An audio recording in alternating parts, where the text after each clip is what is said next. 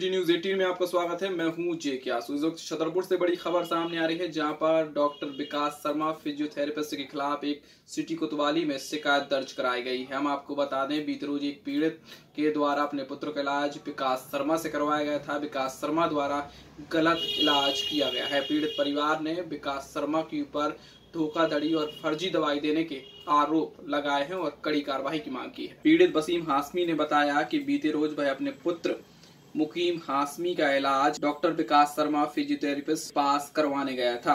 उनका clinic girls school के पास संचालित है, जहां पर उनसे विकास शर्मा के द्वारा इलाज के दौरान 4000 रुपए लिए गए, जिस पर पीड़ित के पास पैसे न होने पर पीड़ित ने उनके अकाउंट में ऑनलाइन ये पैसे ट्रांसफर किए। पीड़ित का कहना था जो उनके द्वारा दवाई दी गई उसमें एक्सपायरी डेट नहीं डली हुई थी। साथ ही जहां पर एक्सपायरी लिखी होती है वहां पर कुछ चिट भी चिपकी हुई थी। पीड़ित का कहना है कि जब विकास शर्मा ने उन्हें जो दवाई दी थी उससे उनके पुत्र की हालत और बिगड़ गई है।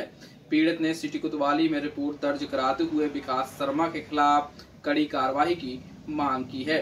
वहीं सीएमएचओ विजय पथौरिया का कहना है कि इस संबंध में अभी आवेदन प्राप्त हुआ है और इसके जांच के उपरांत कार्रवाई की जाएगी। मस्तानशाह कॉलोनी का मैं रहने वाला हूँ। पेशे से मैं वकील हूँ, अधिवक्ता हूँ। क्या हुआ आपके साथ में? मेरे बेटे की रीढ़ की हड्डी में दर्द हुआ। मैं उसको लेके एज अ फिजियोथेरेपिस्ट मैं डॉक्टर विकास शर्मा के पास गया।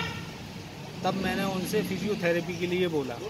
तब उन्होंने एक्सरे देख के बताया कि इसकी रीढ़ की हड्डी में गैप आ गया है और ये लाइलाज बीमारी है, ये तो न्यूरो की है। तब मैंने उनसे बोला तब फिर मैं इसको लेके ग्वालियर जाऊं, तो वो बोले नहीं, छतरपुर में जो न्यूरो सर्जन है मैं हूं और मेरे अलावा कोई दूसरा न्यूरो सर्जन नहीं है, और बोले मेरे अलावा इसका इलाज कोई नहीं कर पाएगा। मैंने उनसे बल्कि बोला कि मैं डॉक्टर धमनिया को दिखाऊं क्या, वो MBBS डॉक्टर है।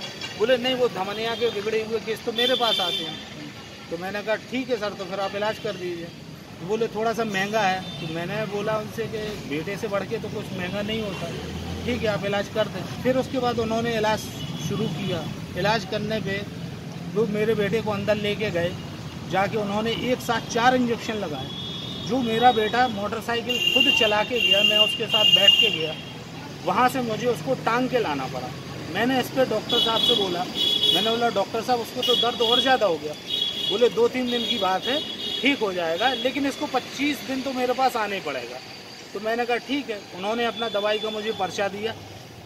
पर्चा था 4155 रुपये का। मैं उतना पैसा कैश में नहीं लिया था, लिहाजा मैंने अपने बेटे के पेटीएम अकाउंट से उनके अकाउंट में ट्रांसफ़र किया, जिसकी रिसिप्ट मेरे पास मौजूद है। मैं घर जाके गया बेटे को लेके, रात भर वो सोया नहीं, रात भर वो दर्द से कराता रहा।